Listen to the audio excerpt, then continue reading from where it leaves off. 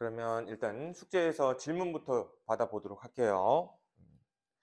자, 산화원원 반응 모르겠던 거 질문하시면 됩니다.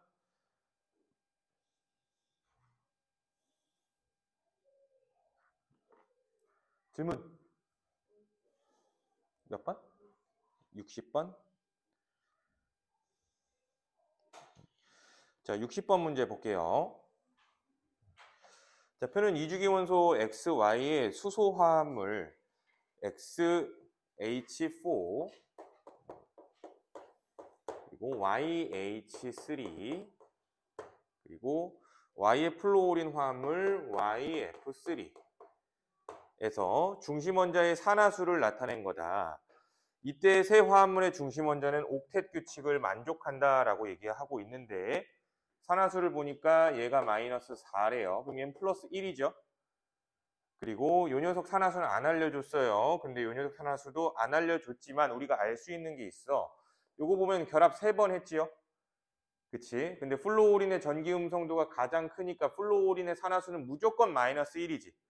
그럼 Y의 산화수는 몇일까? 플러스 3이 되겠지? 그러면은 요 Y는 옥텟 규칙을 만족하면서 결합을 3번 하고 있지. 그치? 그럼 옥텟 규칙을 만족하면서 결합을 3번 한다라는 이야기는 이렇게만 하면은 전자가 6개가 되는 거니까 뭐가 하나 더 있어야 돼? 비공유 전자쌍이 무조건 있어야만 하는 거야. 그럼 이주기 원소에서 이렇게 결합하는 녀석 누구야? 질소가 되겠지? 그쵸? 그럼 질소의 전기 음성도는 3.0이었고 수소의 전기 음성도 2.1이니까 전자를 얻는 녀석은 누가 돼요? 질소가 되겠지? 그럼 질소의 산화수는 몇이 될 거야? 마이너스 3이고 수소가 플러스 1의 산화수를 갖게 되겠네. 자, 그러면 이에 대한 설명. A와 B의 합은 0이 될 거래요. A와 B의 합은 0이 되는 게 맞네. X의 플로오린 화합물 XF4에서 X의 산화수는 플러스 4래요. 플로오린의 산화수는 무조건 마이너스 1이었겠죠. F4에서 얘가 마이너스 1이 되면은 X의 산화수는 몇이 될 거예요? 플러스 4가 될 수밖에 없겠지. 자, 그래서 니은은 맞고, 자, Y의 산화물인 YO2의 화학 반응, 여기에서 Y의 산화수는 2만큼 감소할 거래요. 그러면 NO2를 말하는 거지. NO2, 이 NO2가 ENO O2 이렇게 분해가 일어나고 있다. 자, 그럼 산화수 한번 써보면은 플러스 4 플러스 4 마이너스 2 플러스 2 마이너스 2 0이죠. 그치? 그러면 Y의 산화수니까 플러스 4에서 플러스 2로 2만큼 감소하고 있지. 2만큼 감소하고 있죠. 그래서 NO2, 이 녀석이 산화수가 감소했으니까 NO2는 환원된 물질인 거고, 그리고 또 보니까 NO2가 환원과 산화가 다 들어있네요. 왜? 이 산소가 여기에 들어가게 되면 플러스 2로 증가가 일어나지. 그래서 NO2의 질소는 환원된 거고 NO2의 산소 원자들이 또 산화된 거야. 이해돼? 그래서 이 산화환원 반응의 경우에는 원자 단위의 산화환원으로 생각하셔야 돼요. NO2에 있는 질소 원자가 환원된 거고 NO2에 들어있는 산소 원자가 산화된 거다. 이해돼? 한 물질에 이렇게 산화와 환원이 다 들어있을 수도 있다는 겁니다. 그러면 결국에 Y 원자의 산화수는 2 감소니까 Y 원자의 산화수는 2가 감소하는 건 맞죠? 이해돼? 그래서 이 문제에서만큼은 산화된 물질, 환원된 물질을 물어보지 않은 게 되겠지. 이해돼요? 물질이 아니니까. 또 질문?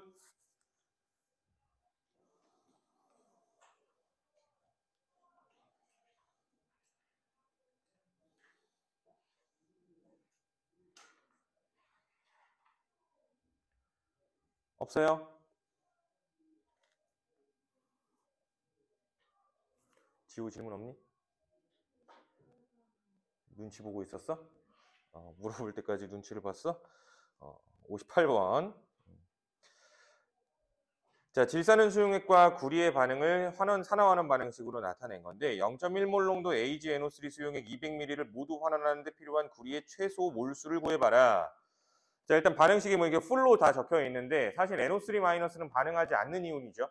음이온은.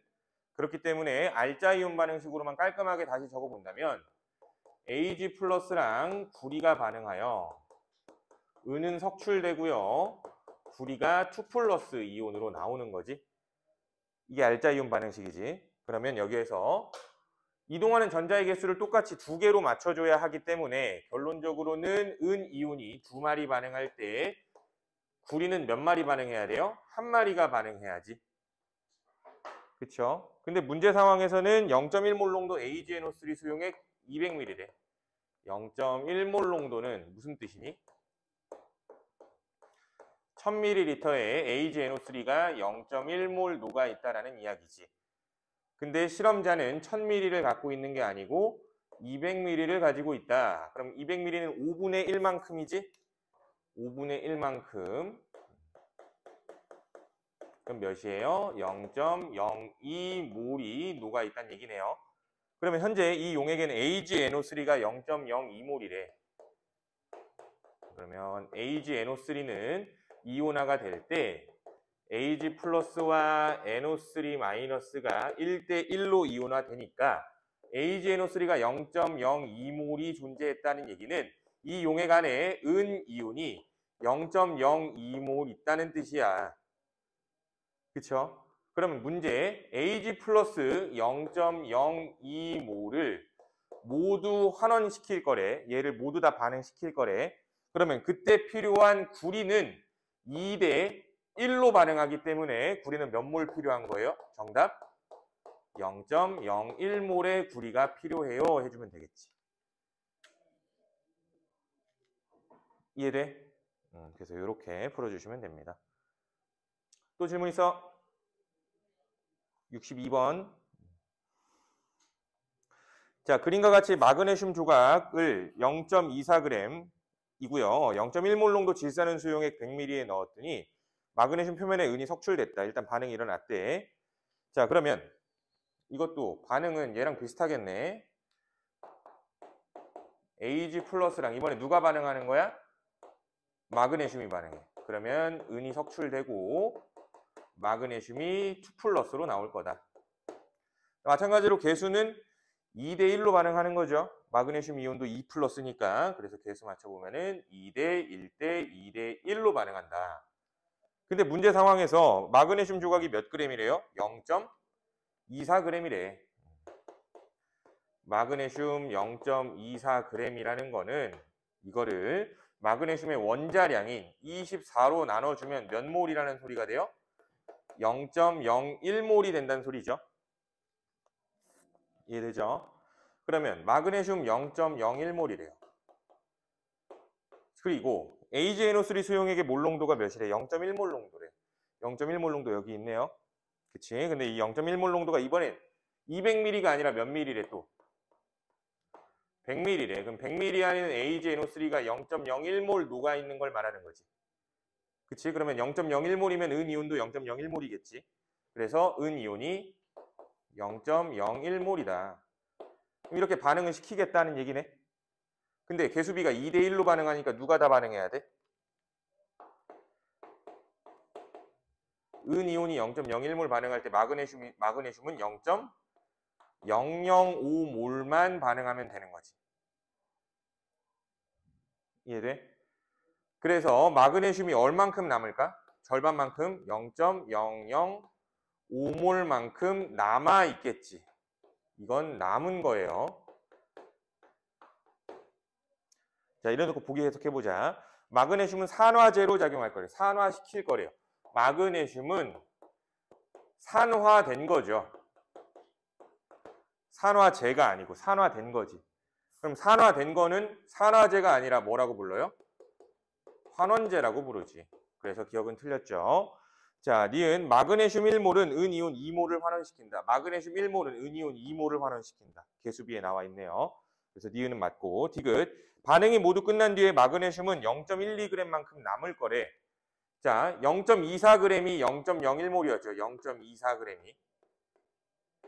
그치? 그럼 남아있는 0.005몰은 개수가 절반이니까 질량도 절반이 돼서 0.12g이 되겠지.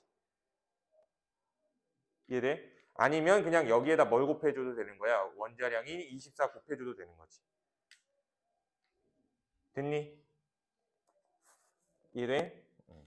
또 질문?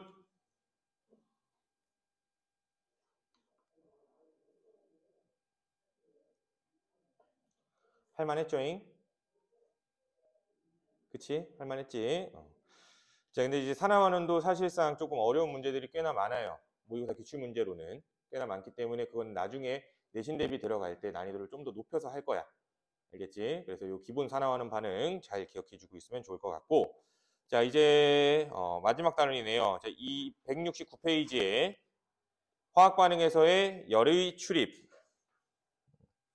화학 반응에서의 열의 출입. 여기 마지막 단원 한번 정리해 보자.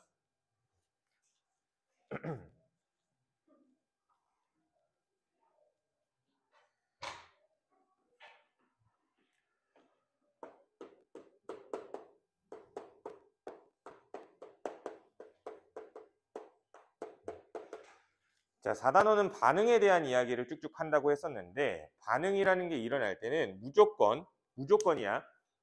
열이 방출되든지 흡수되든지 둘 중에 하나는 해야 돼. 반응이 일어날 때 항상 열의 이동이 동반할 수밖에 없어요. 알겠죠? 그래서 첫 번째로 발열 반응부터 정리를 해보면, 발열 반응이라는 건 열을 방출하는 거지. 근데 어디로 방출하는지가 가장 중요해요. 보면은, 자, 여길 개라고 표현할게요. 개. 영어로는 시스템이라고 얘기를 해. 자, 요 개에서 발열 반응이 일어났다라고 생각해 보자. 그럼 발열 반응이 일어나면 열 방출이 일어날 거니까 주변으로 열을 방출했어요. 근데 이 개를 둘러싸고 있는 주변 부분을 우린 뭐라고 부르냐면은 주변 부분을 주위라고 불러요. 주위. 중요한 말이야. 그러면 이 주위는 열을 얻게 되는 거죠. 이 반응 때문에. 그렇다는 이야기인 발열 반응이 일어나면 주위의 온도는 높아질 수밖에 없는 거지. 그쵸? 그래서 주변이 뜨거워지는 반응이 발열 반응이라고 생각하면 돼요. 대표적인 반응으로 뭐가 있을까? 연소라는 게 대표적으로 있겠지. 무언가를 태우면 주변이 뜨뜻해지지? 대표적인 발열 반응이에요. 뭘 연소했다? 다 발열 반응이라고 생각하면 돼. 100%예요. 연소라는 게 나오면 다 발열이라고 생각하면 돼. 뭘 태우든지 간에. 그래서 반응 경로에 따른 에너지 변화 한번 얘기를 해보면,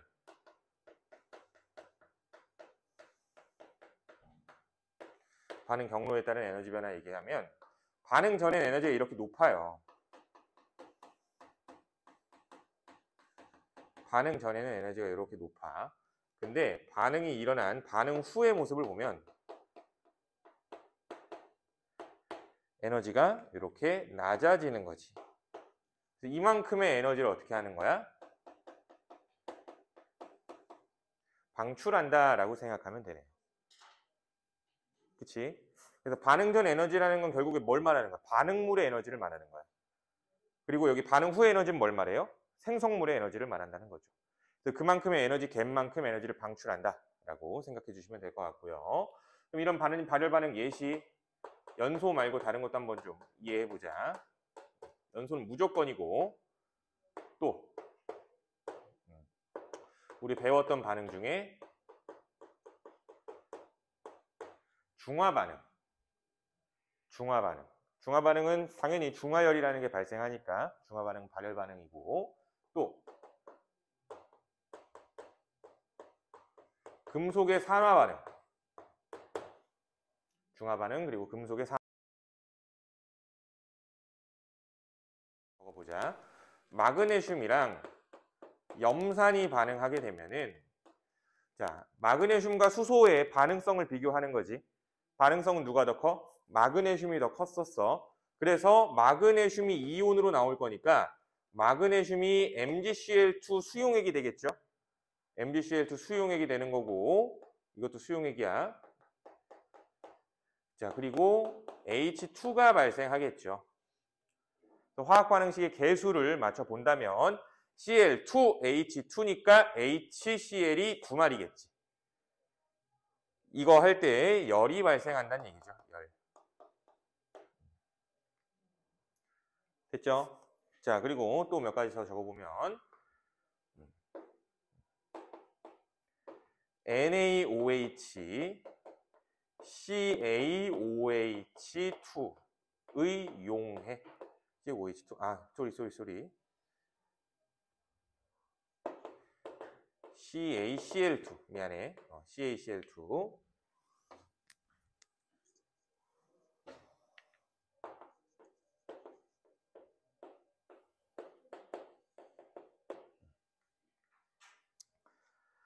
자, 먼저 이 CaCl2 우리 어디에 사용을 해요?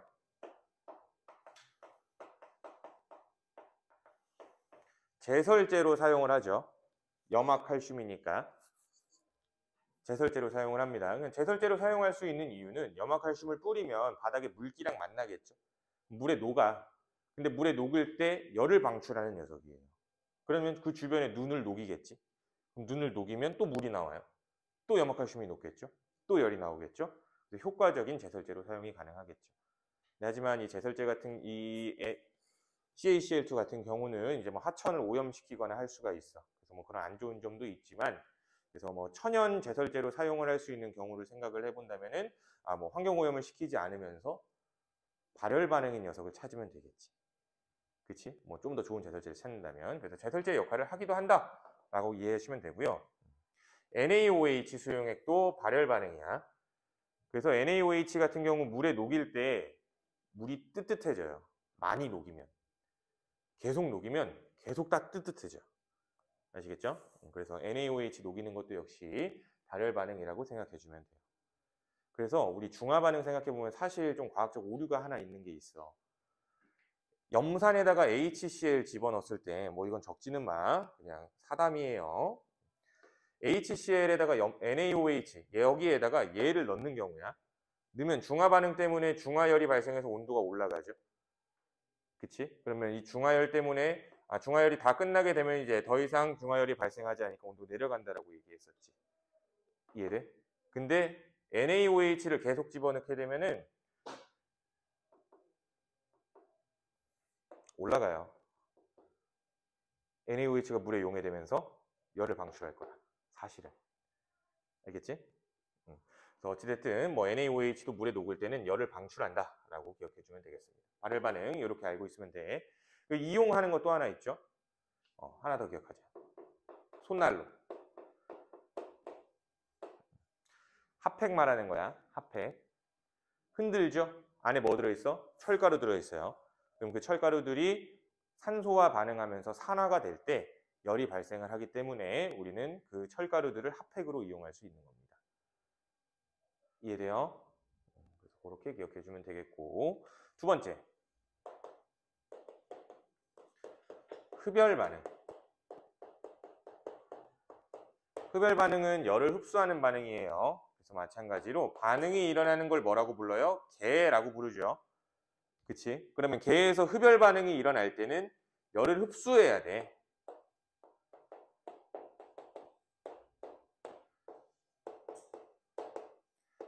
열 흡수가 일어나야 돼, 이거는. 그러면 결국 이 흡수되는 열은 주위로부터 뺏어오는 거죠. 그러면 상대적으로 반응이 일어날 때 주위는 열을 뺏기게 되는 거네. 낮아져야 돼. 그래서 이 주변의 온도가 차갑게 변해요. 주변의 온도가 차가워져요.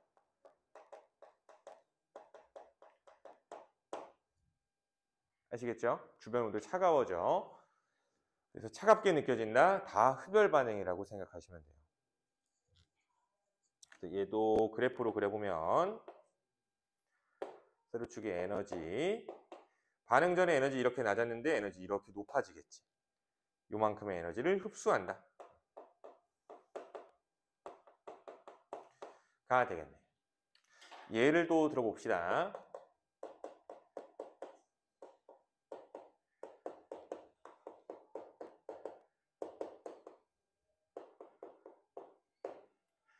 자, BaOH2 8수화물, 수산화 바륨 8수화물이야. 수산화 바륨 8수화물. 여기에다가 질산 암모늄을 집어넣어요. 질산 암모늄은 NH4NO3죠. 요 반응이 흡열 반응입니다. 근데 요 반응이 가장 자주 나오는데 어떻게 나오냐면은 이렇게 나와. 자, 나무판자에다가 송판이에요. 송판에다가 물방울을 한 방울 떨어뜨려 놓은 거야. 물방울을 한 방울 이렇게 떨어뜨려. 이렇게 떨어뜨려 놓고 이 위에다가 삼각 플라스크를 올리는 거야. 올려요. 물방울 깔아 뭉개는 거죠. 이렇게. 그러면 이 삼각 플라스크 안에서 해당 반응을 진행을 시키면 요 반응을 진행을 시키게 되면은 무슨 일이 벌어지냐면 이 반응은 흡열 반응이기 때문에 주위로부터 열을 흡수합니다. 그래서 주위로부터 열을 흡수해서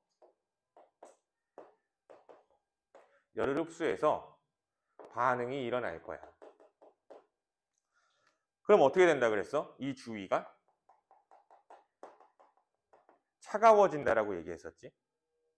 그치? 차가워지는데 이 송판과 삼각 플라스크 사이에 뭐가 있어서 물방울이 있었지?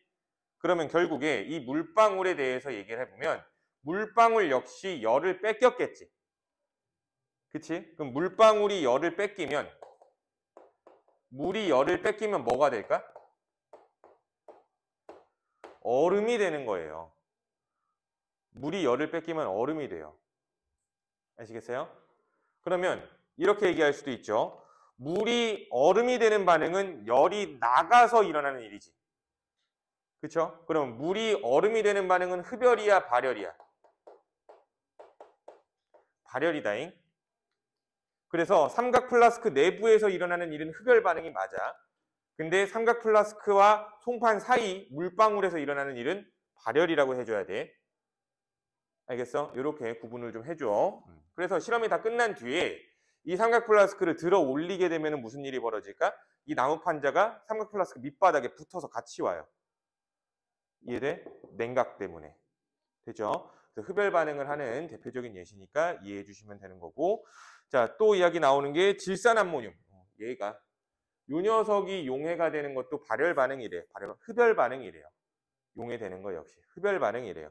그래서 질산 암모늄의 용해는 어디에 사용을 하게 되냐면 우리가 보통 냉각팩에 이용을 해요. 냉각팩. 냉각팩에 이용을 하는데 그래서 그 주변이 차가워질 거기 때문에 사용을 한다는 얘기지. 이해돼? 그래서 제발 흡열 반응은 뜨거워진다라고 하면 안 돼. 알겠어? 무심결에 막 이렇게 생각하는 친구들이 있거든. 아니 열을 흡수하는데 왜 차가워져야 돼? 라고 생각하거든. 근데 결국 우리 온도를 느끼는 거는 개의 온도를 느끼는 게 아니라 어디를 느끼는 거야? 주위의 온도를 느끼는 거야.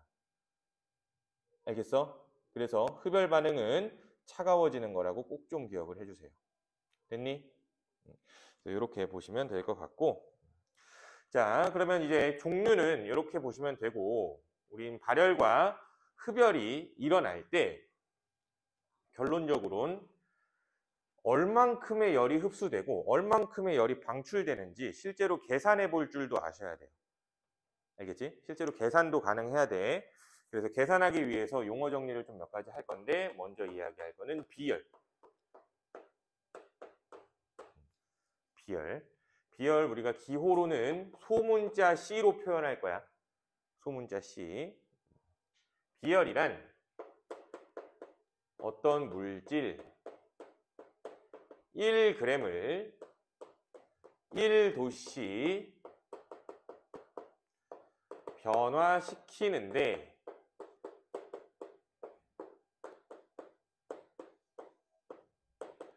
필요한 열량을 비열이라고 불러요. 알겠죠? 그러면 이해를 한번 해보자. 물이 있는데 물 1g을 20 25도씨에서 26도씨가 될 때까지 가열을 했대. 그쵸? 그러면 이렇게 되면은 이 물의 온도 변화는 몇 도예요? 1도씨 변한 거지. 이때 흡수한 열을 계산해 보니 4.2줄만큼의 에너지를 흡수했을 거래요. 오케이? 자, 한 번 더. 그럼 똑같이 물 1g을 이번에 25도씨에서 24도씨로 냉각했대요. 그러면 이때 온도 변화는 마이너스 1도씨죠. 1도씨 감소. 차가워진 거지. 그러면 이때는 4.2줄만큼의 에너지를 어떻게 해야 될까? 방출해야 가능한 거죠. 그치? 그러니까 온도를 높이는 것만 생각을 하지 말라는 이야기예요, 내 말은. 알겠죠? 흡열도 있고 발열도 있는 거야. 알겠지? 근데 그 온도 변화의 효과는 결국에 양 자체는 똑같다는 얘기지. 됐죠? 그럼 한 번 더. 이번에 1g을 25도씨에서 27도씨가 될 때까지 가열했대요. 그때 온도 변화는 그럼 몇 도씨예요? 2도씨만큼 변한 거죠. 그러면 이때 흡수한 열량은 몇 줄일까? 26도까지 가열하는 데는 이만큼이 필요했잖아. 그럼 27도까지 가열하는 데는 요것의 2배만큼 필요하겠지. 온도를 2배 정도 올린 거니까. 그래서 8.4줄만큼의 에너지가 필요할 거야, 이제. 되니? 그렇다면 이 두 가지를 묶어서 정리를 해볼게요. 얘랑 얘랑. 여기에서 얘기할 수 있는 사실은,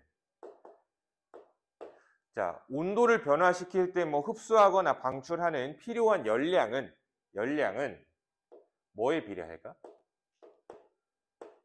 온도 변화에 비례하는 거야. 온도를 많이 변화시킬수록 당연히 열량은 많이 필요하겠죠. 그치? 한 번 더.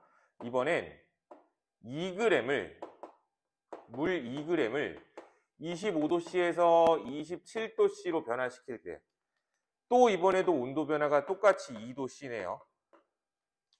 그치? 근데 1g을 가지고 할 때는 요만큼의 열이 있으면 됐었어. 근데 2g, 2배만큼이지. 그러면 1g을 이만큼 변화시켰다라고 해도 1g이 또 남는 거지. 이 경우에는. 그러면 똑같이 8.4줄만큼의 에너지가 한 번 더 있어야겠네. 이해돼? 그래서 얼만큼의 에너지가 필요한 거야? 16.8줄만큼의 에너지가 필요하게 된다라고 볼 수 있어요. 돼? 그래서 이 둘을 묶어서 다시 얘기를 해보면, 필요한 열량이라는 거는 뭐에 비례합니까? 질량에 비례할 거야. 여기에서 질량은 M으로 표현합니다. 질량에 비례할 거야. 그러니까 일상생활로 생각을 해보면 요 얘기지. 라면을 하나 끓이는데 걸리는 시간과 2개 끓이는데 2개가 더 오래 걸리지. 왜? 애초에 물 끓이는데 시간이 더 오래 걸리잖아. 왜? 열량을 2배 줘야 되거든. 불의 세기가 같다면. 무슨 말인지 이해돼? 그래서 그 얘기예요. 자, 그러면 하나 더. 이번에 물이 아니라 어떤 물질 A래. 물질 A가 2g이 있는데 이거를 25도씨에서 27도씨로 변화시켰대. 이번에도 온도 변화는 2도씨. 근데 이때 흡수한 열량을 보니까 몇이냐면은 예를 들어 뭐 한 8줄이라고 하자. 8줄 정도 필요했대요. 이 말은 무슨 뜻이야 지금?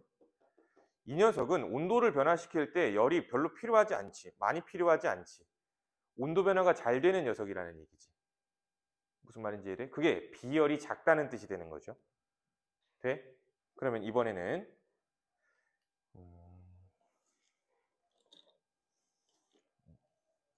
이 둘을 묶어서 다시 얘기를 해보면 열량이 뭐에 비례할까? 비열에 비례하는 거야. 필요한 열량은 당연히 비열이 클수록 열이 많이 필요하고 비열이 작을수록 열이 적게 필요하겠지. 이해돼요? 자, 그러면 열량에 대해서 다시 정리. 이걸 이제 한 번에 묶어보자. 한 번에 묶으면 Q는 무언가 온도 변화시킬 때 필요한 열량이라는 거는 비열 곱하기 질량 곱하기 온도 변화야.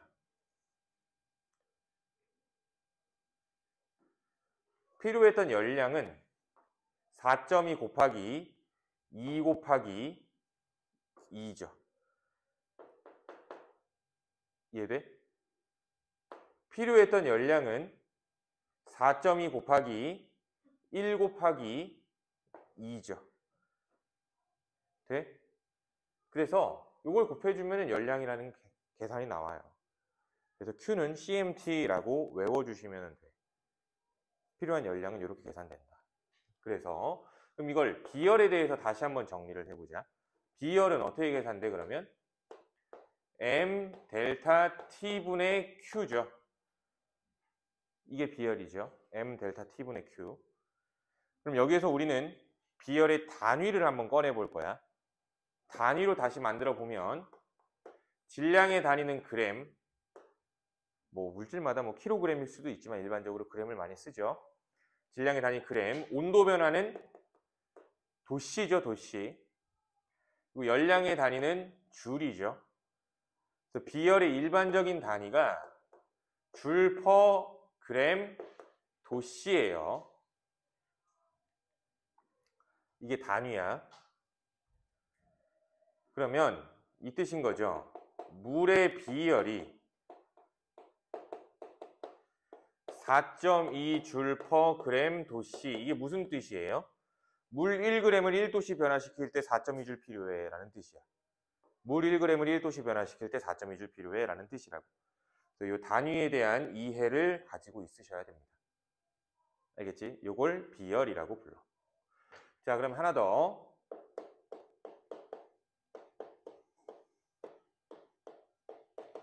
열 용량이라는 게 있거든. 열 용량.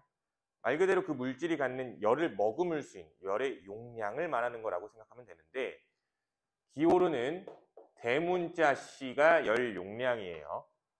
대문자 C가 열 용량. 그럼 열 용량이란 무엇이냐? 개념은 물질을 1도씨 변화시킬 때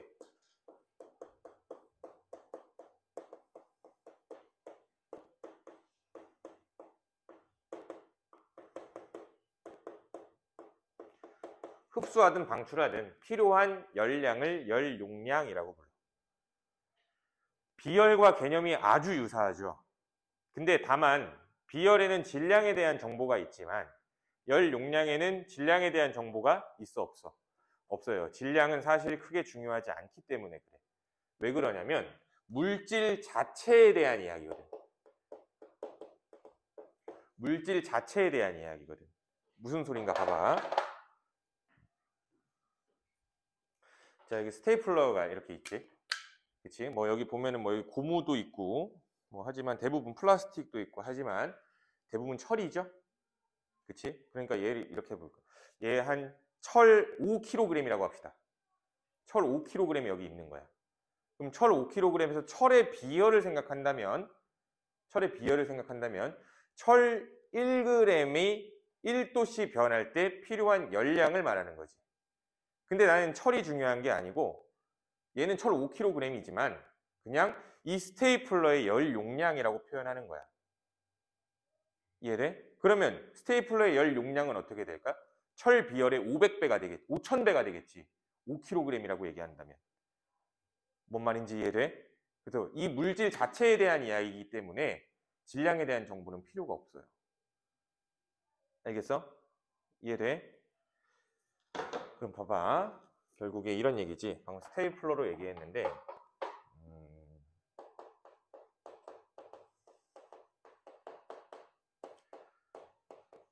스테이플러의 열 용량이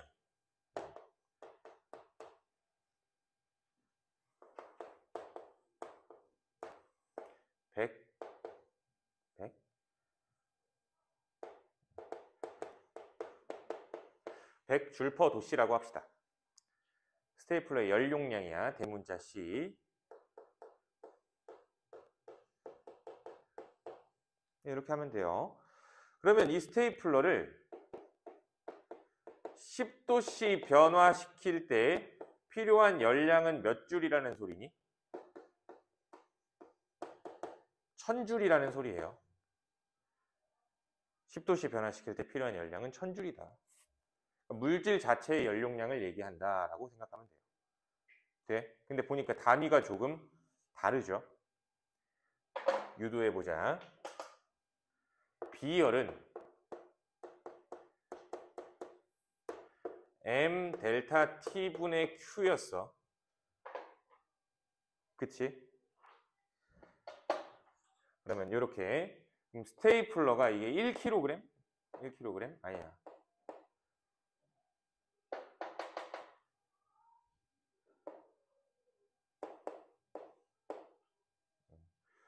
그치, 뭐 그럴 수 없겠지만은 산수를 위해서 이렇게 합시다. 스테이플러가 100g짜리 스테이플러가 있대. 조그만 거라고 생각을 해봐. 그치, 문방구에 조그만 거 파는 거. 100g짜리 스테이플러가 있대. 근데 얘는 철 100g이래. 철 100g. 근데 문제에서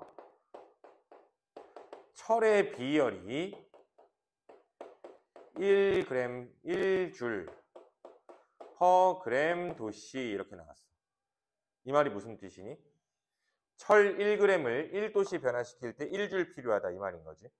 그러면 이 스테이플러 100g을 스테이플러는 100g이죠. 이 스테이플러를 1도씨 변화시킬 때 필요한 열량은 100줄이죠. 그럼 어떻게 계산한 거야? 이 비열에다가 뭘 곱했어요? 스테이플러의 질량을 곱한 거죠. 그치? 여기에다가 질량을 곱하면 스테이플러의 연용량이 나오는 거야. 무슨 말인지 이해돼? 그렇다는 이야기는 비열에다가 뭘 곱할 거야? 질량을 곱해야 된다는 이야기지. 그 물질의 질량을. 이렇게 곱해버리면은 M 날라가지요. 그러면 결국에 열 용량은 델타 T분의 Q가 되지. 그치? 그럼 이거 단위로 만들면 어떻게 되는 거야? 단위로 만들면 줄 퍼 도씨가 되는 거지. 깔끔하게. 무슨 말인지 이해돼? 열 용량이라는 거는 그냥 질량 무시하고 그 물질 자체에 필요한 열을 생각하면 된다가 되는 겁니다. 됐죠?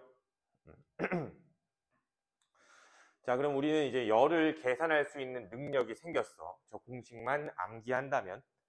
그치? 그래서 실제로 실험을 한번 해보자. 열을 측정하는 열량계, 간이 열량계라는 게 있어요. 간이 열량계. 간이 열량계란 이렇게 하자. 자, 스티로폼이야. 스티로폼. 단열재죠. 스티로폼은 단열재입니다. 단열재. 여기에다가 물을 이렇게 부어 놓는 거야. 물을 부어 놓고 물의 온도를 측정하기 위한 온도계를 꽂아놔요. 뭐 책에 간이 열량계 구조 보면은 뭐 복잡하게 보이지만 결국에 이게 다예요. 이게 끝이야. 알겠어? 그럼 이거 가지고 열은 어떻게 측정할 건데? 라는 얘기는 이렇게 하는 거지. 여기 안에다가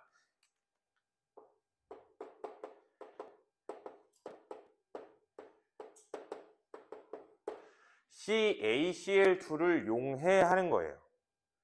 CaCl2를 용해 하는 거야.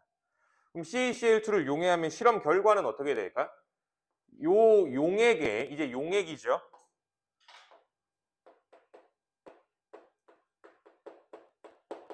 용액 온도가 상승할 거예요.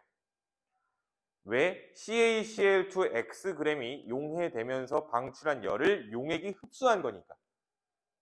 뭔 말인지 이해돼? 용액의 온도가 올라간다는 얘기지. 그러면 계산 CaCl2 용해 시 질량도 줄까? 예를 들어 10g이라고 할게요. 물은 100g이라고 하자. 자, CaCl2 몇 g? 10g 용해 시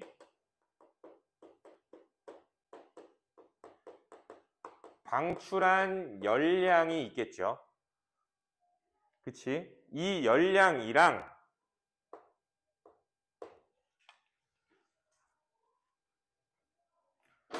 용액이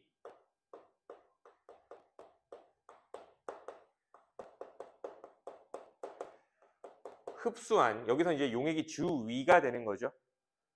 그치? 주위가 흡수한, 용액이 흡수한 열량과 같다라는 등식을 이용하여 CaCl2 10g이 용해될 때 방출한 열량을 계산할 거야. 우린 용액이 흡수한 열량 자체는 계산할 수 있지요. 그치? 어떻게 계산할 수 있어? Q는 C, M, 델타, T라고 얘기했었지. 돼요? 만약에 문제에서 이 용액의 비열도 알려주고요. 비열 알려줄 거고, 이 질량, 이 질량은 뭘 말하는 거야? 용액 질량을 말하는 거죠. 그치? 그럼 용액 질량을 말하는 거기 때문에 어떻게 계산할 거야? 물 질량 더하기 염화칼슘 질량이니까 몇 g이야? 110g이라고 계산해 줘야 돼. 계산을 할 때. 알겠지? 자, 그리고 요 T, 온도 변화. 이것도 중요해요. 온도 변화는 어떻게 계산해요? 저 온도계가 괜히 있는 게 아니겠지? CaCl2를 넣기 전에 처음 온도 25도C를 찍어 놓고요. 다 녹인 뒤에 용액이 찍는 최고 온도를 측정하는 거죠. 그럼 처음 온도와 나중 온도를 알고 있는 상황이네요. 그럼 온도 변화는 어디에서 뭘 빼는 거예요? 나중 온도에서 처음 온도를 뺀 게 델타 T죠. 이해돼? 그럼 요걸 계산하면 Q가 될 거야. 아시겠죠? 자, 그러면 여기서 중요한 거 하나 더. 만약에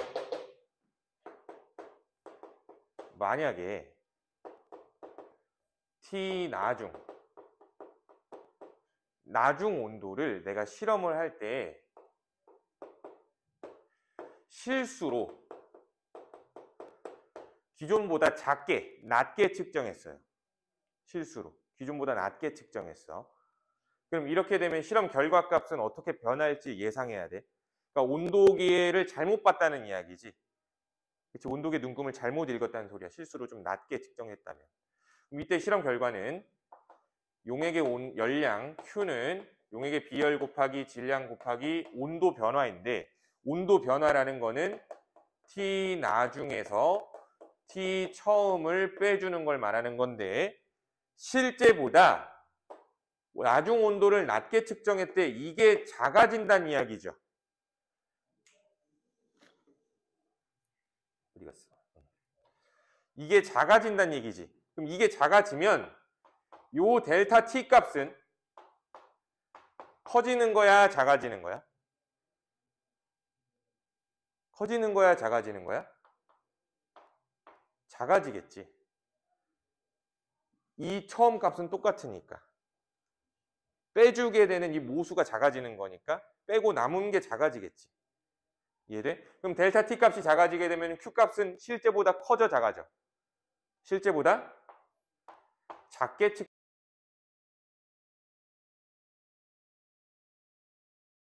이런 오차의 원인까지 분석할 줄 알아야 돼. 4단원의 마지막 단원, 이 발열 반응, 흡열 반응은 열량계 사용법 문제가 나와요. 앞에 이야기한 발열 반응, 흡열 반응은 암기고 사실. 문제를 푸는 건 열량계 사용 방법에 대해, 열량계 분석법에 나오는 거야. 내가 실험을 하다가 이런 상황이 발생했어. 그럼 어떻게 된 거니? 라고 물어보겠지. 아니면은 실제보다 열량이 작게 측정되는 경우를 고르시오라는 거. 실제보다 열량이 작게 측정되는 경우는 어떤 걸 말할까? 질량을 작게 계산한 경우. 그치? 나중 온도를 작게 측정한 경우. 그쵸? 혹은 처음 온도를 높게 측정한 경우. 이해돼? 이렇게 되면은 열량이 작아지는 결과가 나타날 거야. 아시겠죠? 그래서 Q는 CM 델타 T에서 이렇게 논리적으로 해석을 할 줄 알아야 된다. 라고 보시면 돼요. 됐니? 5차 원인 하나만 더 얘기를 할게. 근데 실제로 이게 내가 실수를 안 했어. 실수를 안 했다고 하더라도 이게 정확히 똑같을까? 정확히 똑같지는 않을 거야. 왜 그러냐면 여기에서 여기가 개죠, 결국에. 이게 개야. 개에서 열을 방출을 하는데 그 열을 100% 용액만 흡수하는 건 아니지. 100% 용액만 흡수하는 건 아니고 뭐 이 온도계도 흡수할 거고 이 단열재 자체도 열을 흡수하겠지. 이런 게 빠진 거야. 돼? 그래서 조금 값을 보정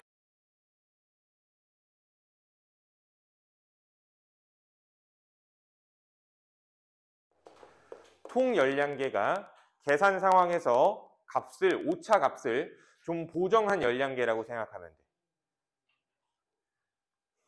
그래서 통열량계 구조 보면은 굉장히 좀 복잡하게 보여요. 다음 페이지 넘겨보면 나온다잉.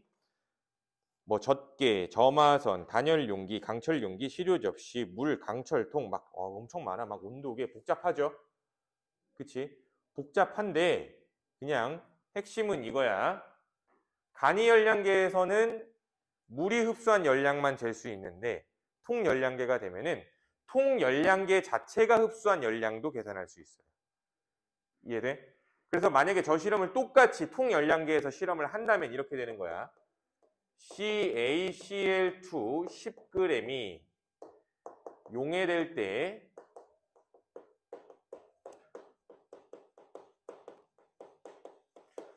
방출한 열량은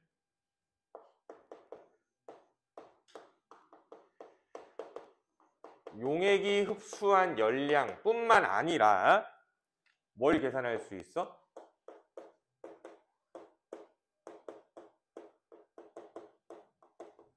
통열량계 자체가 흡수한 열량까지 계산할 수 있는 거지. 이렇게 하면 오차 값이 줄어들겠죠. 이해돼? 빗대어 얘기하면 이런 거야. 통열량계는 그릇이죠, 결국. 그릇. 그치? 그래서 내가 뭐 밥그릇에다가 햇반을 담았어요. 그치? 그러면 햇반은 뜨거워. 근데 열을 방출할 거야, 또. 열을 방출하는데 밥그릇도 뜨거워지죠. 그치? 이렇게 되면 밥그릇이 뜨거워지는 것까지 잴 수 있다고 생각하면 되는 거예요. 그릇 자체가 뜨거워지는 것까지 재는 거다. 이해돼? 그럼 그걸 알려면 우리 뭘 알아야 돼? 물질 자체의 연용량을 알면 되겠죠. 그치? 그래서 식으로 한번 계산해 볼게. 자, 용액에 흡수한 열량은 어떻게 계산돼? 용액이 흡수한 열량은 C 용액 M 용액 델타 T 이고요. 더하기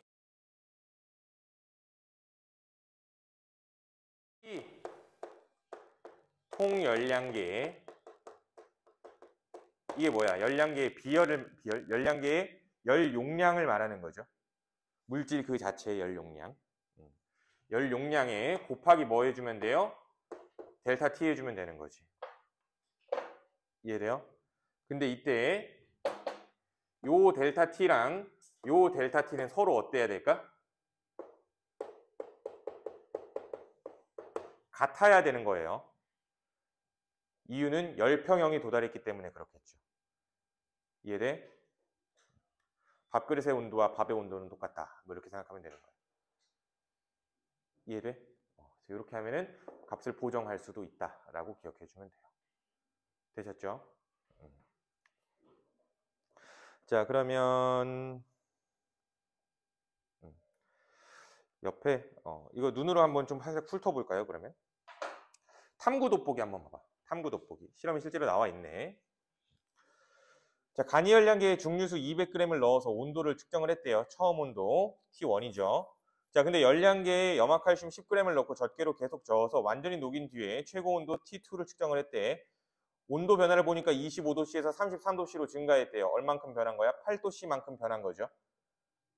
그럼 열량계 속 용액이 얻은 열량은 Q는 CM 델타 T라고. 그쵸? 그러면 용액의 비열이 몇이래요? 4.2 줄 퍼 그램 도시래. 여기에다가 용액 질량 몇 그램? 200g이라고 해야 돼? 210g이라고 해야 돼? 210g이라고 해야겠죠? 210 곱하기 온도 변화 8도씨 해서 7056줄이라고 나오는 거야. 알겠니? 근데 보시면 CaCl2가 물에 용해될 때 방출하는 열량 또 있죠. 근데 단위가 줄 퍼 그램이지. 그치? 그 얘기 한번 해보자.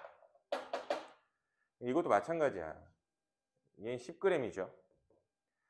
그러면 요 계산한 값을 10g으로 나눠주면 어떤 뜻이 돼요?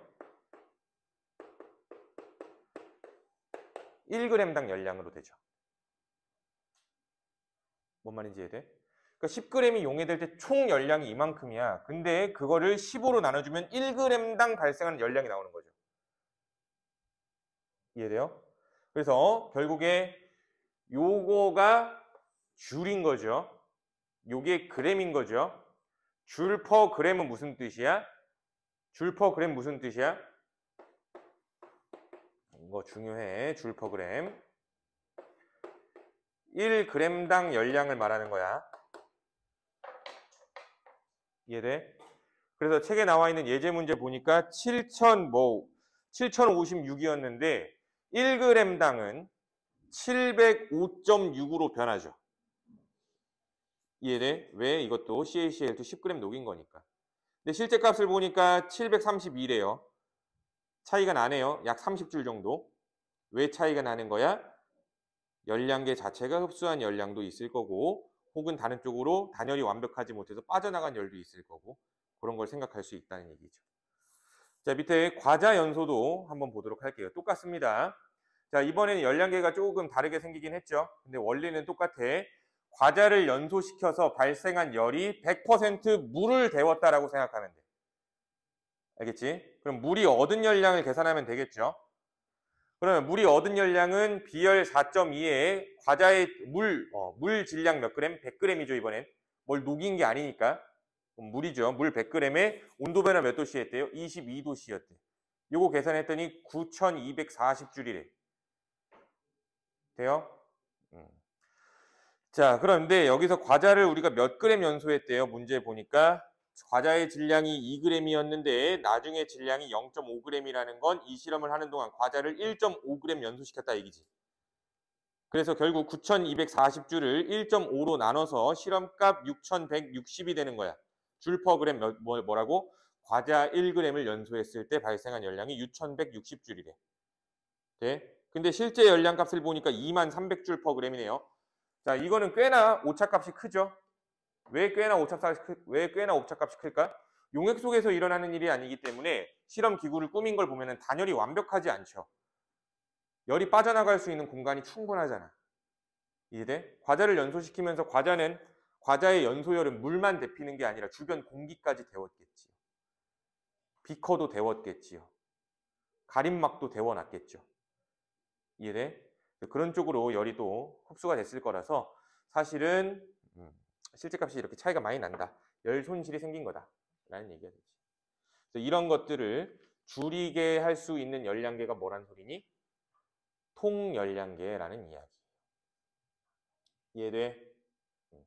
그래서 요 마지막 단원의 핵심은 발열 반응, 흡열 반응의 이해와 발열, 흡열이 일어났을 때 실제로 얼마만큼의 열이 발생했는지, 얼마만큼의 열이 흡수됐는지 계산하는 방법을 아셔야 돼요.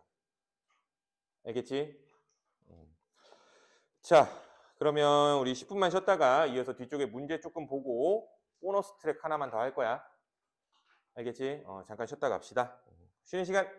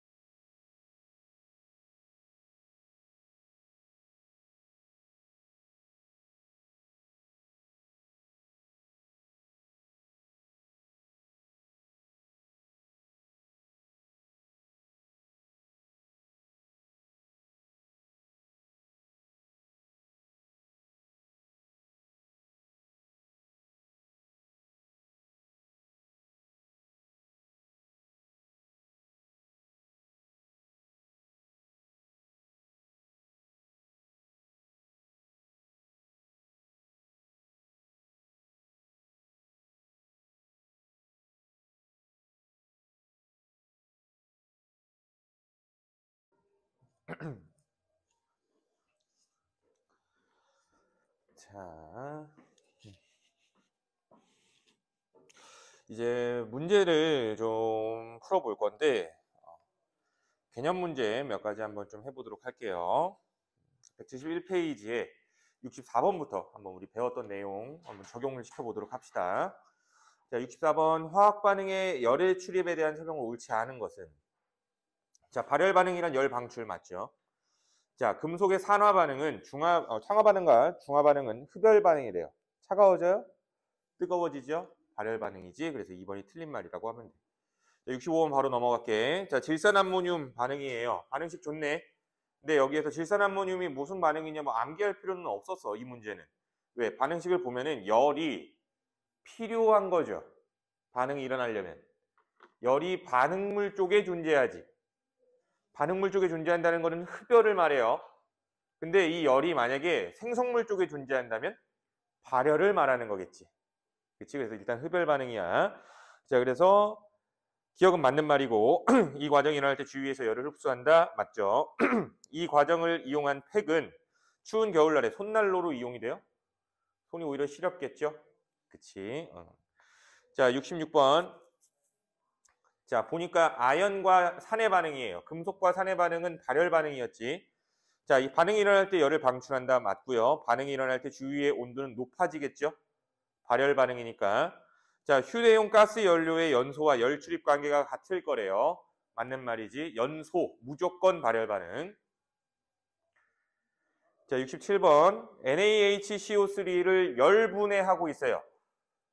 열분해, 동그라미. 그치. 열분해라는 이야기는 발열일까, 흡열일까? 열이 필요한 거지, 분해되려면. 흡열입니다. 흡열이에요. 자, 그럼 이에 대한 설명. 이 반응은 흡열 반응이다. 맞는 말이지. 자, 그리고 반응 후 시험관의 질량은 증가한대요. 자, 시험관 그림 보면은 NaHCO3가 분해되고 무슨 기체가 발생하는지 그 기체를 석회수에다 집어넣고 있죠. 뭐가 발생한다는 이야기야? 이산화탄소가 발생한다는 이야기지. 무슨 말인지 이해돼? 그렇다는 이야기는 이산화탄소, 발생한 이산화탄소만큼의 질량이 없어지겠죠. 반응 후에는. 그렇다는 이야기는 시험관의 질량이 감소할 거다. 해주면 되겠지. 그래서 니은은 틀려. 디귿, 반응 후 석회수는 뿌옇게 흐려지겠지. 이산화탄소가 발생했기 때문에. 자, 68번. 자, 이거 삼각 플라스크로 했었죠. 우리 아까 칠판에서 실험 예제 들 때 물이 얼 거라고. 자, 그럼 이 반응은 흡열 반응이래요. 맞니? 맞죠? 차가워져서 물이 얼는 거니까. 이 반응이 일어날 때 주위의 온도는 낮아져야 물이 얼겠죠. 그래서 니은은 틀린 말이고, 수산화 나트륨이 물에 용해되는 과정과 열 출입 관계가 같다. 수산화 나트륨이 용해되는 과정은 발열 반응입니다. 그래서 디귿이 틀려요. 자, 69번. 자, 계산 문제니까 한번 써가면서 해보도록 합시다. 식만 한번 적어볼게. 자, 염화칼슘이 용해될 때 방출한 열을 구하는 실험이다. 증류수 100g에다가 10g을 녹였대요. 온도 변화는 몇 도씨예요, 지금? 25도씨에서 39도씨니까 14도씨죠. 그치? 그러면 비열이 문제에서 단 용액의 비열이 4.2래요. 열량 Q는 CM 델타 T. 그래서 4.2 곱하기 110 곱하기 14 해주면 되겠지. 그쵸? 그래서 계산은 숙제할 때 한번 해보시면 될 것 같고요. 자, 70번 갈게요. 자, 알코올 램프에 메탄올을 절반 정도 넣고 뚜껑을 덮은 뒤 질량을 측정했대요. 처음 질량을 측정한 거야. 처음 질량, 메탄올의 처음 질량. 자, 근데 물 100g을 구리통에 넣고 그림과 같이 장치한 뒤에 물의 온도를 측정했대요. 처음 온도를 측정한 거지. 자, 3, 4분 뒤 물을 가열을 하고 뚜껑을 덮은 알코올 램프를 실온으로 냉각한 뒤에 질량을 또 측정했대요. 알코올 램프를 일단 몇 분 정도 사용을 했으니까 당연히 연료가 줄었겠지, 그만큼. 그럼 이후의 질량을 재면은 질량 차이가 발생되는 거죠. 그러면 결국에 가에서 측정한 질량과 다에서 측정한 질량을 빼면 가에서 측정한 질량과 다에서 측정한 질량을 빼면 뭘 알 수 있는 거예요? 연소한 메탄올의 질량을 알 수 있는 거지. 메탄올 질량. 이해돼요? 자, 그래 놓고 다음 식을 이용하여 방출되는 열량 줄 퍼 그램을 구할 거래요. 줄 퍼 그램 무슨 뜻이야? 1g 당이죠. 그치? 그러면 일단은 발생한 열량 cm 델타 t니까 문제에선 이걸 4.2 곱하기 질량 몇 g이니? 물 100g 곱하기 온도 변화죠. 델타 t. 그러면 여기 들어가는 게 일단 델타 t고 이게 q니까 이거를 뭘로 나눠야 돼요? 연소한 메탄올의 질량으로 나눠줘야 줄 퍼 그램이 나오지. 이해돼? 그래서 정답은 A는 물의 온도 변화, 연소한 메탄올의 질량. 정답 3번이 되겠네. 자, 11번입니다. 자, 과자를 연소시켜서 발생한 방출열을 구할 건데 문제에 보니까 방출열 단위가 뭐예요? 킬로줄 퍼 그램이지. 그치? 킬로줄 퍼 그램 무슨 소리야? 또 1g당을 구하라는 얘기지. 그러면 결국에 과자가 연소한 열을 우린 가정하겠지. 누구? 물이 다 흡수할 거라고 가정할 거야. 그럼 과자가 연소될 때의 열량은 물이 흡수한 열량과 같을 거니까 cm 델타 t죠. 이거를 뭘로 나누는 거예요? 과자 질량으로 나눠주면 답을 알 수 있는 거죠. 자, 그러면 이 실험 과정에서 측정한 값 이외로 추가로 더 필요한 거. 그럼 측정한 값은 뭘 말해요? 지금 보니까 과자를 연소시킨 뒤 물의 온도를 측정한대요. 그치? 그러면 비열도 비열은 좋네. 물의 비열 좋죠. 마지막에. 얘는 알려준 거야. 그럼 나머지를 알아야 돼요. 물 질량 알아야 되고요. 물의 온도 변화를 알아야 되는데 온도 변화라는 건 나중 온도 빼기 처음 온도예요. 근데 실험 과정에서 우리가 알아낸 거는 연소시킨 뒤 물의 온도야. 나중 온도는 알려준 거지. 그럼 델타 T를 알려면 뭘 알아야 돼요? 처음 온도를 알면 되는 거야. 연소 전 온도. 그리고 과자 질량도 알면 되겠지. 그래서 정답은 물의 질량, 물의 처음 온도, 과자 질량이 정답이 되겠네. 그쵸? 물의 질량, 물의 처음 온도, 과자 질량. 답 고르면은 몇이니 뭐니 그러면? 물의 질량, 반응 전 온도, 과자 질량, 기억, 니은, 리을이 되지. 밀도는 알 필요가 없습니다. 자, 다음. 자, 통열량계야. 자, 요거는 한번 계산을 해보자. 통열량계 어떻게 하는지.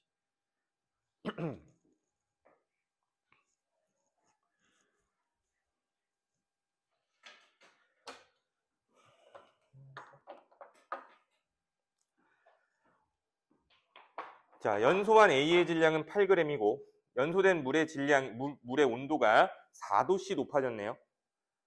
그리고 물의 비열은 4.2고요. 물의 질량은 2kg, 물을 제외한 통열량계의 연용량이 11.6이래. 그럼 봐봐. 자, 물이 얻은 열량은 C 4.2 곱하기 물의 질량은 2kg이래요. 2kg, 2000g이지. 그쵸? 곱하기 물의 온도 변화는 4도씨였어. 요게 물의 열량이 되겠네. 되니? 그러면 계산하면은 이게 대충 8.4. 8.4에 4 곱하면은 4, 4, 16, 4, 8에 32. 그러면 33.6이죠. 33.6인데 공 3개 있으니까 그냥 여기다 곱하기 1000 해줍시다. 그쵸? 이게 물이 얻은 열량이에요. 근데 여기에다가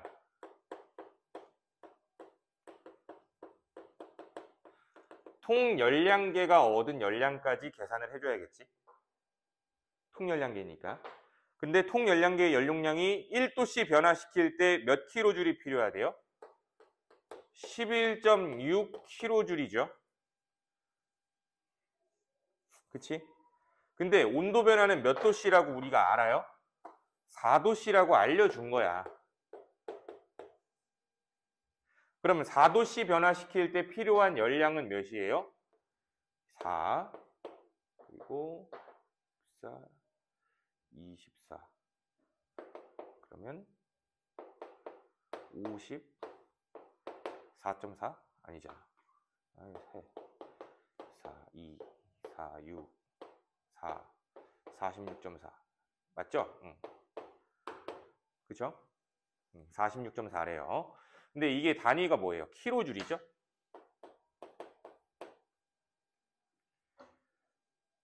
그치? 얘는 단위가 뭐야? 이거 줄이죠? 그럼 그 킬로줄로 바꿔야 되는데 1줄은 1000분의 1 킬로줄이야. 그쵸? 왜? 1킬로줄이 1000줄이니까. 그럼 이 줄을 킬로줄로 바꾸려면 다시 뭘 곱해주면 돼요? 1000분의 1을 곱해주면 되는 거지. 그러면 이거 2로 계산했어도 그냥 바로 나왔네. 그죠? 그러면 결국에 발생한 열량은 요걸 더한 값이지. 더하면 80 나오네. 자, 그러면 A의 연소는 발열 반응. 맞죠? 온도가 올라갔으니까. 물과 통 열량계가 얻은 열량은 80kJ이다. 맞죠? A가 연소할 때 방출하는 열량은 10kJ per g이래요. 자, A의 질량이 몇 g이라고 했어요? 8g이라고 했지? 근데 총 열량이 80kJ이니까 1g당 열량은 8kJ이겠지. 그래서 디귿은 맞아 틀려? 맞는 말이지. 이해돼? 그래서 열량계 문제 이런 식으로 해석해 주시면 됩니다. 아시겠죠? 그리고 뒤에 마지막 한 페이지 숙제를 한번 해보시고 숙제가 또 있어. 뒤에 단원 마무리까지 다 하시는 거야. 알겠죠? 단원 마무리까지 다 하시면 되고 이렇게 하면은 일단 이 교재에 대한 내용은 우리가 준비가 다 끝난 거죠 지금. 그치? 그래서 방학특강 교재는 이렇게 마무리가 되고요. 다음 주 설명을 하나만 해드리면은 다음 주부터 내신 대비에 들어갈 겁니다. 아시겠죠? 그래서 내신 대비할 때는 우리가 1단원부터 분명히 진도가 나가게 될 거니까 일단 우리가 한번 해봤듯이 쉬워 어려워? 어려워요. 그래서 아마 다음 주부터 1단원을 또 바로 들어가게 될 건데 다음 주에 수업 들어도 뭐 똑같이 또 어려울 거야. 까먹은 분들이 있을 테니까. 근데 방학 때 했던 것만큼 어렵다고 느껴지진 않을 거예요. 한 번 더 했으니까. 알겠어? 근데 그만큼 조금 더 쉬워지는 만큼 수업 난이도는 높일 거야. 알겠지? 더 어렵게 한다고 이게 아니고 그러니까 우리가 결국에는 시험에서 문제를 풀어야 되잖아. 시험에서 문제를 푸는데 시험 문제를 스스로 풀 수 있어야 되는 거잖아. 그럼 시험 문제를 스스로 풀 수 있으려면은 시험 문제 수준에 맞춰서 수업을 해야겠지 우리가. 그치? 그래서 시험 문제에 맞춰서 수업을 할 거고요. 기출 문제들을 많이 풀어볼 거야. 그래서 알겠어? 그래서 기출 문제들을 최대한 좀 많이 풀어보려고 하는 거니까 난이도가 좀 어렵다라고 하더라도 찡찡대지 말고 참고하셔야 됩니다. 1단원 지나면 2단원은 좀 쉬워질 걸 알잖아 우리. 그쵸? 그리고 또 하나 중간고사를 잘 보게 되면은 기말고사도 잘 보고 싶은 욕심이 생겨요. 개인적인 욕심이 생겨요. 그렇게 되면은 2단원의 시험인 기말고사죠. 기말고사에 대한 욕심 때문에 성적 향상에 대한 효과가 또 발생을 해요. 버프가 생기는 거지. 알겠어? 그래서 그 시작점이 3월 달부터라고 보시면 돼. 그래서 1단원 시험을 꼭 좀 잘 봤으면 좋겠어. 왜 그러냐면 1단원 시험에서 성적 갭차가 많이 발생을 해요. 특히 첫 시험, 화학은 그래. 첫 시험이기도 하고 그리고 공부를 한 놈과 안 한 놈의 차이가 가장 크게 발생하는 단원이거든. 어렵게 한 놈은 시험을 잘 봐요. 공부를. 근데 쉽게만 한 놈은 시험을 못 봐요. 근데 쉽게만 한 놈은 시험 자기 점수를 보고 충격을 받아요. 왜? 자긴 그동안 잘했거든. 왜? 쉬운 문제로 준비해서. 무슨 말인지 이해돼? 1단원이 갭차가 가장 심해. 그러면 1단원 시험을 잘 봐놓으면은 2단원 시험에서 죽 써더라도 어느 정도 커버가 또 되죠. 이해돼요? 그래서 1단원 시험을 잘 보는 게 가장 중요합니다. 일단은. 알겠어? 그래야 화학을 계속 할 수가 있어. 그 첫 단추를 다음 주부터 할 거야. 알겠죠? 그리고 교재에 대한 이야기는 교재는 우공비를 사용할 거예요. 우공비. 그래서 우공비 사오시면 되는 거고요. 여기 고1도 있죠? 고1 친구들은 통합과학 하실 거예요. 알겠지? 고1 친구들은 통합과학 할 거니까 그렇게 알고 계시면 되고, 화학 친구들, 고2 친구들은 이제 내신 대비 방금 내가 얘기했듯이 우공비 사오시면 돼요. 우공비 화학. 근데 시중 교재로 시험 준비를 한다는 건 아니야. 일단 수업 자체는 그걸로 할 건데 필요한 자료들은 프린트로 나갈 거예요. 숙제 보강 자료가 되겠지, 그러니까. 그래서 그런 것들도 추가적으로 나갈 거니까 알고 계시면 되고, 하나 더, 우리가 방학 동안에는 테스트를 안 봤지. 그쵸? 방학 동안에는 테스트를 안 봤어. 왜냐면은 방학 동안에 알고 있어. 너네들 학원 스케줄이 더 바빠진다라는 거, 학기 중보다. 그래서 학원 숙제도 훨씬 더 많아지고 하기 때문에 부담을 주기 싫어서 일단 테스트는 안 봤던 건데 3월 달부터는 테스트를 봐야 돼요.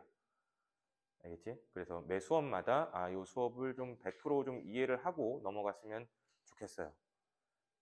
테스트에도 내가 많이 부담은 또 주기 싫어서 테스트 문제 역시도 수업 중에 나오는 문제들을 가지고 테스트를 볼 거야.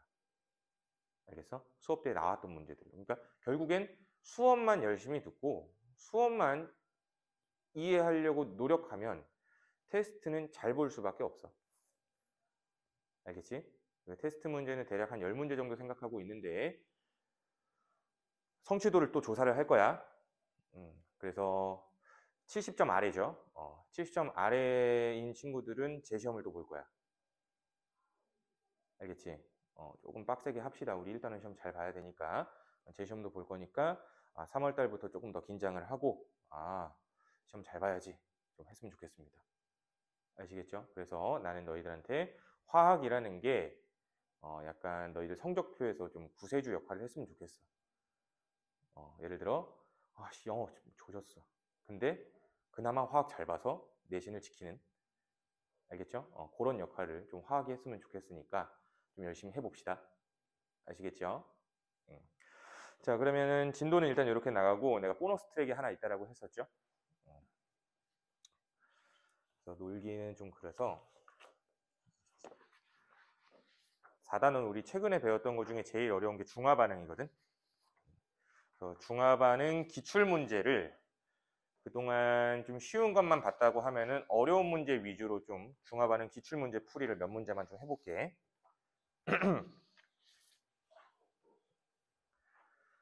자, 앞에 이게 내 부교재예요.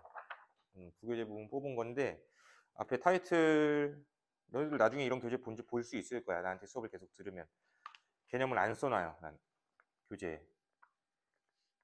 왜냐면 써놓으면 야 필기 좀 해.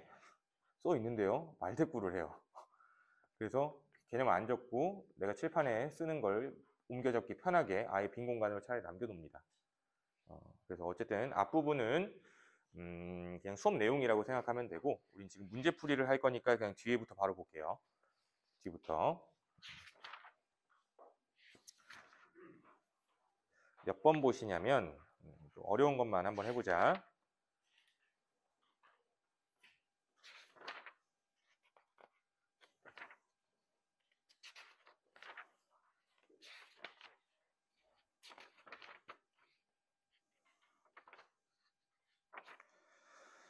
자, 우리 19번 문제 한번 해볼게요. 19번 문제.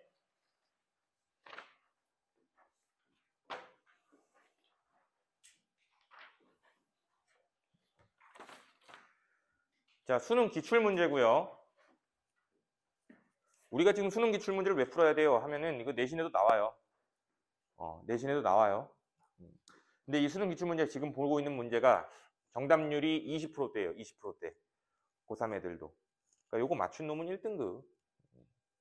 틀린 놈은 2등급. 뭐 했겠지. 그러면 이 문제 한번 해보도록 합시다.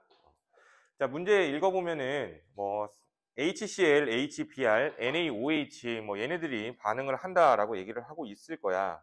그죠? 반응을 한다라고 하고 있을 거예요. 근데 A, B, C 각각 누가 누군지는 몰라 또. 근데 A는 A 미리 넣고 B는 B 미리 넣고 C는 C 미리 넣었어요. 그치? 자, 근데 순서대로 A에다가 B를 넣고 그 혼합용액에다 C를 또 넣었죠. A, B, C 순서대로 섞은 게 첫 번째야. 근데 다에 보면은 가의 B밀리리터, 즉 B에다가 C를 넣고요. 마지막으로 A를 넣은 거야. 실험을 2번 한 겁니다. 2번 했는데 순서만 달리했죠. 첫 번째는 ABC 순, 두 번째는 BCA 순. 이렇게 섞었을 때 결국에 우리가 이해할 수 있는 건 최종적으로 만든 용액은 똑같다는 얘기지. 최종적으로 만든 용액은 똑같아요. 근데 여기에서 밑에 실험 결과 보니까 용액의 단위 부피당 수소이온 또는 수산화이온, 용액의 단위 부피당 수소이온 또는 수산화이온을 줬죠.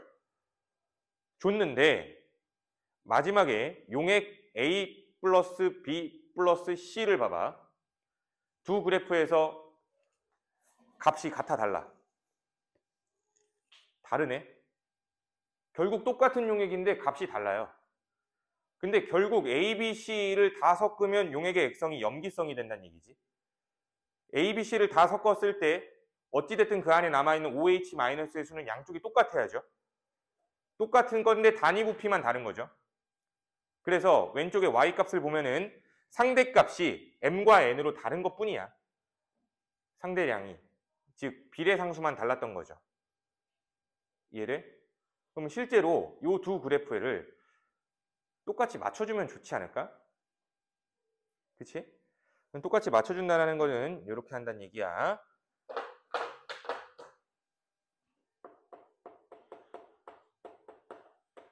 단위 부피당 이온 수가 알자 이온의 수죠.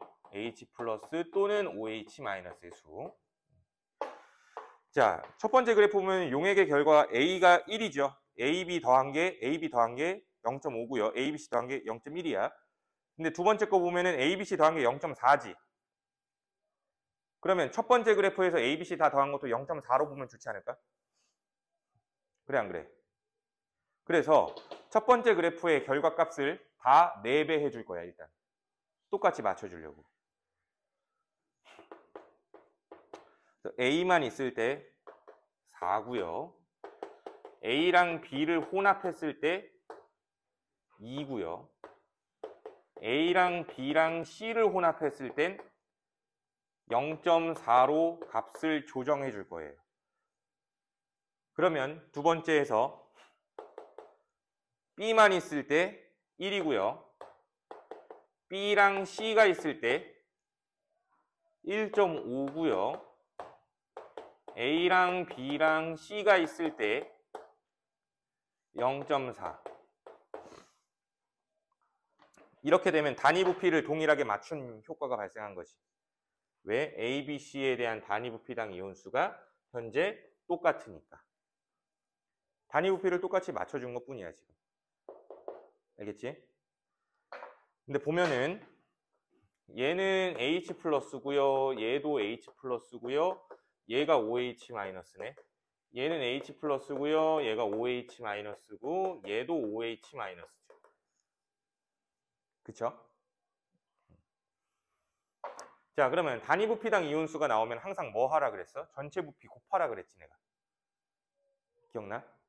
단위 부피당 이온수는 항상 전체 부피를 곱해서 실제 이온수로 바꿔서 생각해라 라고 얘기했었어. 그럼 한번 해보자. 첫 번째, 요 용액의 전체 부피 몇 밀리예요? 전체 부피는 Aml죠. 그러면 여기에 있는 수소 이온은 수소 이온 수는 몇 개야?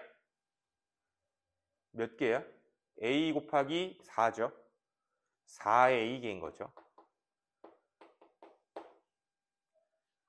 네? 그럼 이걸 통해서 알 수 있는 사실,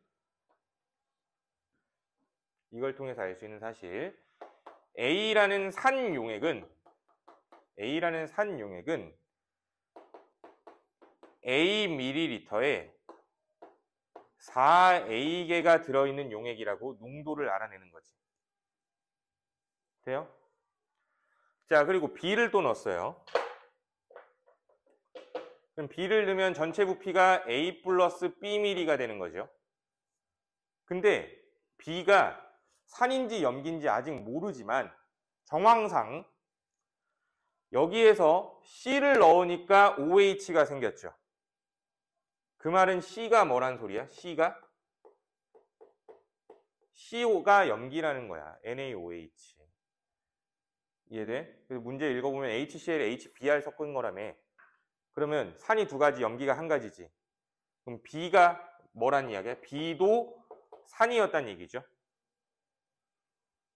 돼요? 그러니까 여기에다가 H 플러스를 더해줘서 H 플러스가 늘어났다는 얘기지, 우리. B를 넣었다는 얘기는. 산에다 산을 넣어서 H 플러스가 늘어났을 거야.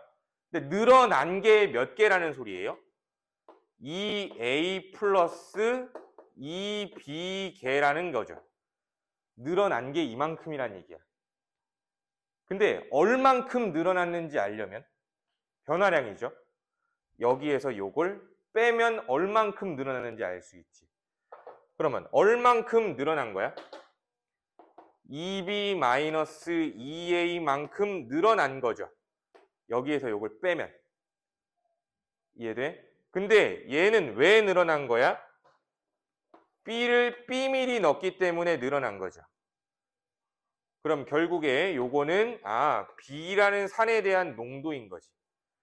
B밀이에는 수소이온이 2B-2A만큼 존재한다는 얘기야. 됐어요? 자, 그리고 다시 이제 세 번째. 여기 전체 부피는 A 플러스 B 플러스 C ml였어. 그러면 일단 여기 안에 들어있는 OH-의 수가 몇 개라는 소리예요? 0.4A 플러스 0.4B 플러스 0.4C만큼이란 얘기지. 그치? 그러면 또 봐봐. 염기를 넣은 거잖아, 이번엔. 이번엔 여기에다가 염기를 넣은 거야. C라는 염기를 Cml만큼 넣은 거죠.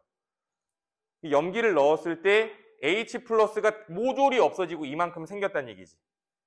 그럼 OH-는 얼만큼 들어왔을까를 생각해 본다면 이번엔 빼는 게 아니라 더해야죠. OH-가 이만큼 남았다. 얘를 모두 잡아먹고도 이만큼 남았다. 그러면 들어온 OH-, C에 대한 정보는 이렇게 잡히죠. Cml에는 여기에서 요거를 더하면 되는 거니까 2.4A 플러스 2.4B 플러스 0.4C개만큼의 Cml에 있는 거죠. C는. 이해돼요?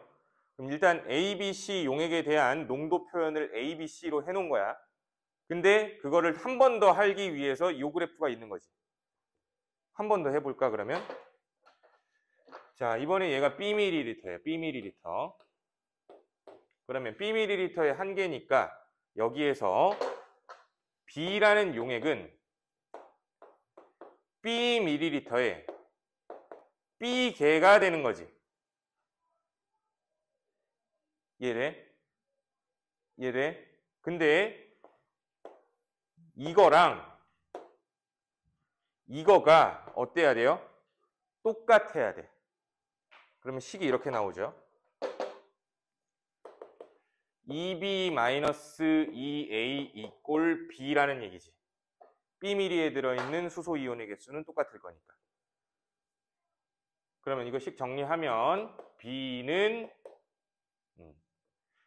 이게 뭐 이렇게 B는 2A죠.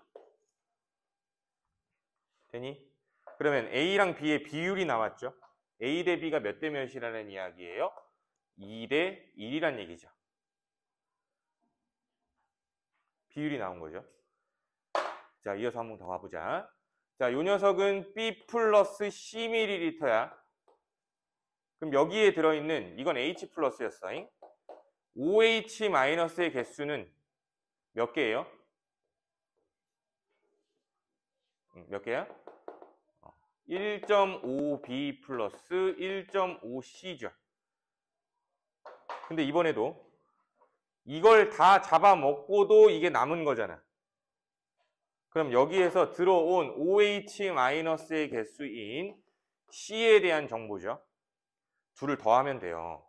더하면 2.5B 플러스 1.5C가 Cml에 들어있는 OH-지.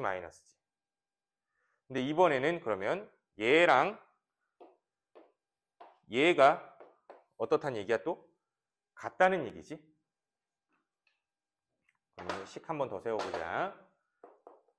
2a 플러스 2a 2.4a 플러스 2.4b 플러스 0.4c는 결국 2.5b 플러스 1.5c와 같다죠.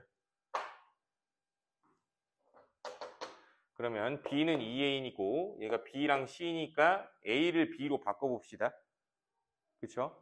그러면 a는 2분의 b이기 때문에 집어넣어 버리면 1.2a 플러스 2.4b 플러스 0.4c 이꼴 2.5b 플러스 1.5c가 되죠. a가 아니지 b죠. 쏘리. 그럼 정리. 이거 더했더니 3.6b 더하기 0.4c 이꼴 2.5b 플러스 1.5c 넘어가면은 1.1b 이꼴 넘어오면은 또 1.1c가 나오네.